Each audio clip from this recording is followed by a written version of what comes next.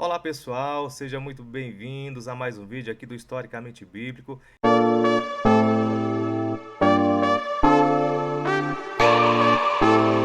Eu sou o professor Adriano Moraes e no vídeo de hoje nós vamos falar sobre um assunto importante. Iniciaremos aquela sequência de vídeos acerca da história da religião aqui no Brasil. Você sabe como o Brasil se tornou um país com uma cultura tão diversificada, né? Com várias religiões. Você sabe como isso aconteceu? Pois é isso que nós vamos tratar no decorrer de alguns vídeos aqui do canal dessa série que eu criei para você ficar mais por dentro acerca das religiões aqui no Brasil. Nós que trabalhamos com religião, nós que trabalhamos com ensino na igreja, ensinos bíblicos, devemos entender como essa religião chegou aqui no Brasil, né? Os fundamentos do catolicismo, do cristianismo aqui no Brasil e também a história das Assembleias de Deus, do protestantismo, né? Isso tudo trataremos aqui no canal. Mas no vídeo de hoje, especificamente, nós vamos falar um pouquinho da história do Brasil, porque você precisa entender um pouco da história do Brasil. Nós precisamos entender um pouco da história do Brasil para tratar da religião do Brasil. Quando nós nos direcionamos aos assuntos relacionados a um país, uma nação, é importante você pesquisar acerca de cultura, religião e economia, né, de determinado local, para que você possa estar por dentro e entender todo o cenário político e religioso daquele lugar. Então, por isso que eu criei para você esse videozinho que nós vamos tratar exatamente desse assunto, ok? Vamos lá. Primeiro, o Brasil. O Brasil foi descoberto em 1500. Ok. Esse é o período em que o Brasil, a data, né, em que o Brasil foi descoberto, 1500. Nós temos aqui alguns períodos da história do Brasil e eu quero tratar desses períodos e trazer esses períodos para que você possa entender um pouquinho. Por quê? Porque as formas de governos, elas influenciam grandemente na religião. Então, as formas de governo que o Brasil teve influenciaram, é claro, né, a sua religião e a religião também influenciou as formas de governos. Então, olha só, o Brasil foi descoberto em 1500. Quando o Brasil foi descoberto em 1500, por Portugal, nós temos aí as grandes navegações que iniciaram aí no final do século XV e início do século XVI.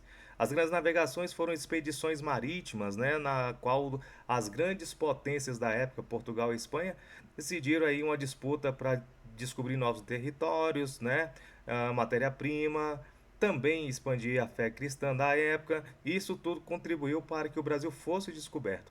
Só que essas duas grandes potências passaram a disputar territórios e eles resolveram essa questão, pelo menos temporariamente, né, no Tratado de Tordesilhas, que foi em 1494. Né? Nesse período, Portugal e Espanha entraram em um acordo na qual Portugal ficaria com parte do território que hoje nós conhecemos como Brasil. É por isso que o Brasil tem o idioma de Portugal e é por isso que o catolicismo se tornou uma das religiões oficiais do Brasil durante muito tempo. Por quê? Porque Portugal e Espanha eram coroas totalmente católicas. Então, como eles eram reis católicos, é claro que onde eles chegavam para descobrir seus territórios, eles implantavam ali a fé que eles professavam na época, ok? Então vamos lá. Nós temos aqui alguns períodos do Brasil, tá? De 1500 a 1530, nós temos o período que nós conhecemos como pré-colonial. Nesse período aqui do pré-colonial, o que aconteceu? Esse foi o período em que Portugal ele vinha para o território, né, para explorar, principalmente o pau-brasil, por meio do escambo, que era a moeda de troca entre os portugueses e os indígenas, né? Os indígenas trabalhavam com mão de obra e os portugueses trocavam objetos em troca da mão de obra. Chega um período em que os indígenas se sentem cansados e eles acabam desistindo de trabalhar para os portugueses e eles acabam aí sendo escravizados. Então, o período pré-colonial, que é o período que vai de 1500 a 1530, faz parte do período que nós conhecemos como período colonial também, ok? Então, o período pré-colonial vai de 1500 a 1530. Nós temos aqui o período colonial, que é de 1530 a 1822, tá? É o período conhecido como colonial,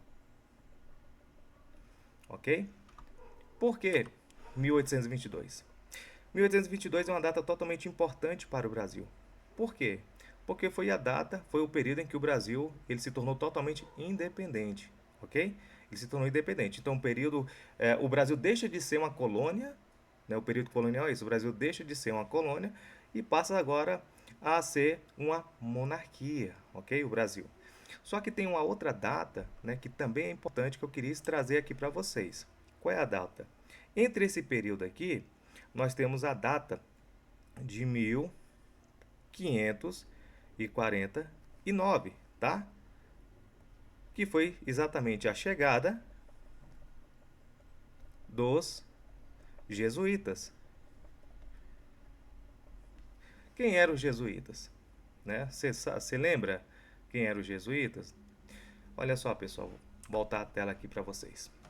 Os jesuítas, nós estamos falando em um contexto, nessa data aqui de 1549, né? Nós estamos falando em um período em que a Europa e o mundo estava passando por uma crise religiosa muito forte, né? Em 1517, Martinho Lutero, que foi aquele grande nome da Reforma Protestante, ele fixa ali na porta da igreja do Wittenberg, 1517, as 95 teses contra, né, os dogmas da Igreja Católica, contra a Igreja Católica, né? Aquilo que a igreja praticava, como as indulgências, né, que era a venda de pecados, a simonia, que era a venda de objetos, né? Questões acerca do purgatório, batismo de criança, cobrança de batismo de criança, isso tudo provocou um certo desconforto, né, acerca de Martinho Lutero, que também fazia parte da Igreja Católica da época. Então, o que Martinho Lutero faz? Ele inicia a Reforma Protestante e a Igreja Católica, após a Reforma Protestante, inicia a Contra-Reforma. Tá? O que foi a Reforma Protestante? Foi Martinho Lutero e as 95 teses. Contra a reforma foram as atitudes da igreja para combater os supostos hereges, que eram aqueles que eram contrários, né, às ideias da igreja católica. Né? O que era um contrário também, na verdade, né, a contra-reforma veio para combater, né, os reformadores. E uma das atitudes da igreja para combater os reformadores foi criar a Companhia de Jesus por Inácio de Loyola, que tinha como um dos principais objetivos também propagar o evangelho, o cristianismo católico, por onde eles chegassem. Então, essa data que eu coloquei aqui para vocês, que foi 1549, que é a chegada dos jesuítas aqui no Brasil, foi exatamente o período em que o Brasil teve uma grande propagação do catolicismo. Os indígenas, eles eram catequizados, né? Eles tinham que professar a fé católica, eles eram catequizados. Então, os jesuítas tiveram um papel fundamental nesse processo de catequização e de propagação também do catolicismo aqui no território brasileiro, ok? Deixa eu apagar aqui para que a gente possa continuar aqui sobre o nosso período, tá? Pessoal, olha só, depois disso, né, em 1822 o Brasil ele se torna totalmente independente e então na Constituição de 1824 nós temos aí que o Brasil ele continua oficialmente pela Constituição sendo um país católico, tá? Pela Constituição de 1824, né? Após a independência do Brasil de 1822. O Brasil ele continua sendo oficialmente católico, né? Ele continua sendo oficialmente católico até 1891, onde a nova Constituição da República Brasileira, né? Nós temos aqui o Brasil se tornou uma república em 1889, né? Ele se tornou uma república. Em 1891 nós temos aí uma nova Constituição. Então, o Brasil, ele deixa de ter uma religião oficial e aí nós temos aí a ideia de Estado laico, tá? Isso significa, o Estado laico, pessoal, para quem não sabe, deixa eu explicar aqui para vocês. O Estado laico não significa um lugar que não tem religião, significa um determinado nação ou país que não tem uma religião oficial. Lembra que eu falei para vocês? Desde o descobrimento do Brasil, o Brasil ele era oficialmente católico, né? E isso foi consolidado pela Constituição de 1824 após a independência do Brasil. Então, o Brasil ele era independente da sua descoberta até 1889, quando a monarquia cai. Nós temos aí o período republicano e na primeira Constituição, né, de 1891, o Brasil ele se torna oficialmente um Estado laico e então deixa de ser oficialmente católico, porém abre espaço para várias outras religiões, né? O direito ao culto agora é mais liberado, vamos dizer assim. Então o Brasil deixa de ser oficialmente católico e então abre espaço para outras religiões de matriz africana, religiões orientais, né, da Europa. E aí sim nós vamos ver o início das Assembleias de Deus aí no início do século XX, tá, gente? Que é o tema aí dos próximos vídeos que nós vamos tratar, ok?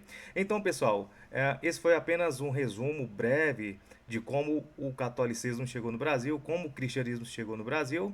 E se você não quer perder mais nenhum dos nossos vídeos, eu vou pedir para você seguir, né? Me segue aqui no canal, se inscreve no canal, para você compartilhar esse vídeo, para você fazer o seu comentário, porque o seu comentário com certeza pode se tornar um assunto do nosso próximo vídeo, ok? Eu sou o professor Adriano Moraes e essa foi mais uma aula sobre história da religião aqui no Brasil e até logo!